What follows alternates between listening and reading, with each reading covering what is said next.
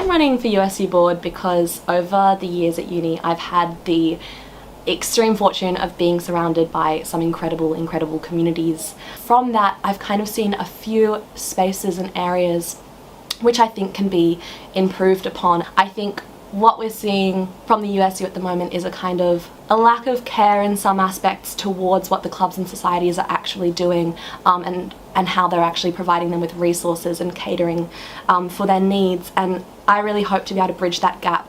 On top of that, I do think that the USU can take much stronger stances on kind of activism around campus and can do a lot more to support the collectives. I'm not in a political party, but yes, I'm in Switch. The first proper campaign that I think I was really a part of was Liam for Prez. I also ran with Switch, and I was then General Executive of SRC. And then last year I campaigned for PRU for USU, and then as well PRIA for SRC. My politics is definitely left-wing and progressive. I'm anti-capitalist, anti-colonialist. I do think that the USU should be a political organisation. I think that every decision is always kind of informed by some kind of political belief or background. Progressive beliefs are the most just and equitable kind of beliefs that one can hold, and that will inform the decisions which are made on USU Board. And it goes down to decisions around funding of clubs and workers' rights as well within the USU, and kind of what political leaning you take will affect these decisions. I think past left-wing board members have struggled to take these activist stances within the USU purely because the majority makeup of it has been kind of these right-wing blocks, and I truly think that with more left-wing board directors present on the USU board, that we'll actually be able to see these changes happening and seeing more support for activism. And I mean, we've seen it in small ways with some of the left-wing board directors currently, and it's things like putting the student general meeting on the USU Instagram story and just really advocating for climate action. I would really struggle to work with kind of any liberal identifying candidates, I think purely just because our politics are so different. I would definitely support Prudence for president.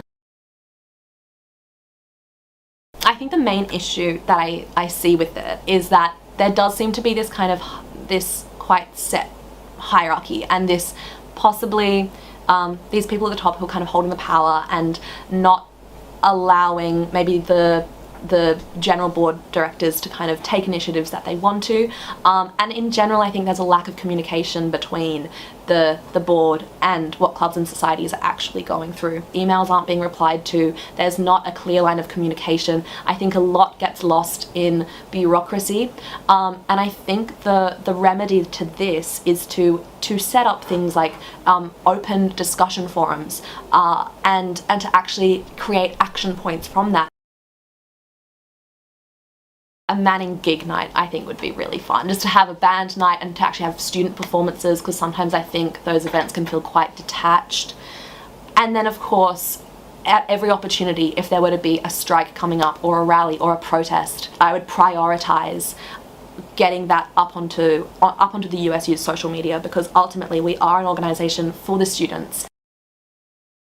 I think we need to review the funding model that's put forward by the USU right now.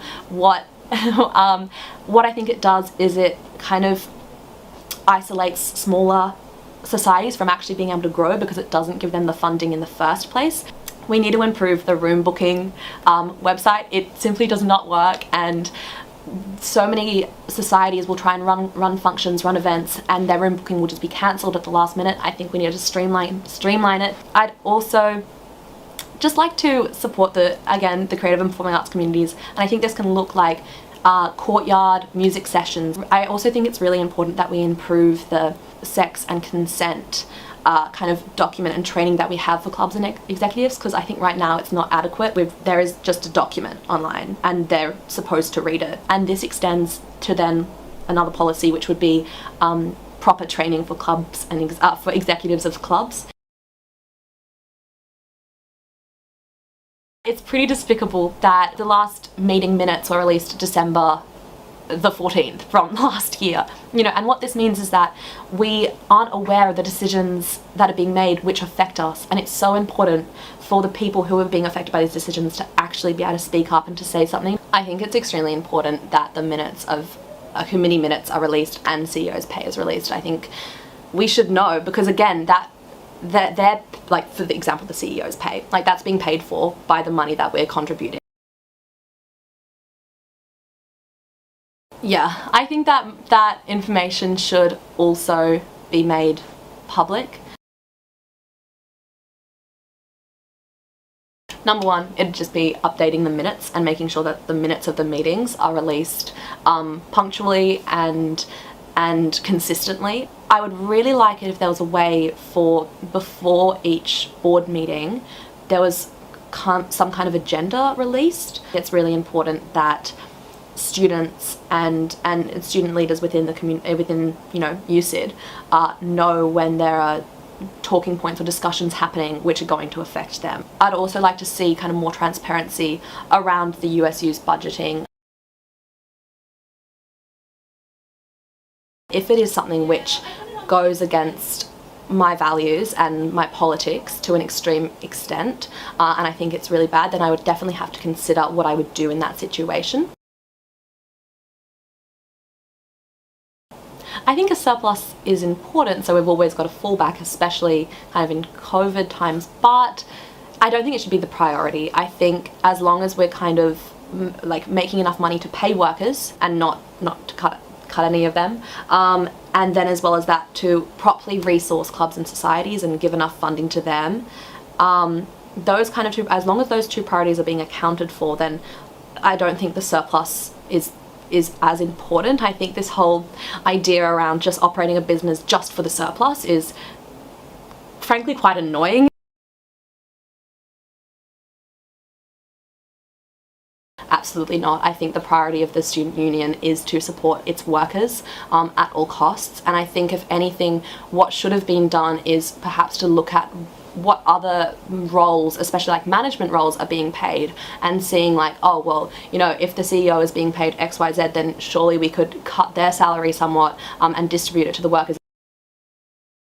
I mean, there are some bigger events, yes, like Manning and, you know, Manning band nights and stuff like that, but the more consistent kind of small kind of day-to-day events or programs which I look at kind of running I don't think require too much. So something like courtyard sessions and poetry slam nights, that just requires the space, the publicity, and the communication with the people who are actually going to perform in them. Were to look at kind of shuffling, I mean, the USU program which or programs which I've kind of seen run, which I think we could kind of cut funding from possibly, or there are ways to improve them. So things like PopFest or Incubate. I think with PopFest, the general problem with it was that I think there's this over-corporatization of it, and I went to the event and it felt very like I saw branding everywhere, but there wasn't a sense of, for me at least, like kind of true enjoyment, because it felt quite detached. And I think there is a lot of money put into all the branding and the corporatization of it, and could that money be spent like better in other places? Yes. It doesn't come down to the money, it just comes down to reaching out and having conversations with people. I think they're definitely necessary because the USU is an unincorporated association, and it means that in cases of, you know, being sued for defamation, there is it could be quite destructive for the USU to have to face that. In saying that though, I think it's quite harmful when the directors of student publications have or are able to affect the kind of what is being said in you know, student publications like Pulp, for example, and what is actually being said within the articles, because I don't think we should limit freedom of speech, and I don't think we should limit what people are allowed to say within these student publications. I think we should also see the someone being put into the position of the editor-in-chief. Hopefully that role would allow them to just check through the articles, but I think as much as possible there shouldn't be limits placed upon what's allowed to be published. I did go to Manning Party. I did enjoy it because I love a dance floor in any space. In terms of making USU parties more fun, well, I would have to say warm muffins at every event, surely. No. I think, again, it goes back to that thing of, it feels sometimes quite isolating to show up for an event and to not see the group of people that you feel most kind of attached to there. And I think it goes back to that thing of the USU just expecting, you know, we'll put on this event, we'll throw this party, and expecting like a horde of students to come. I think we've all got specific communities within uni, and it's quite natural for us to want to go where our community goes. And it's fantastic when these kind of communities are able to come together. But what we're seeing is the USU not actually engaging with these communities and with these spaces.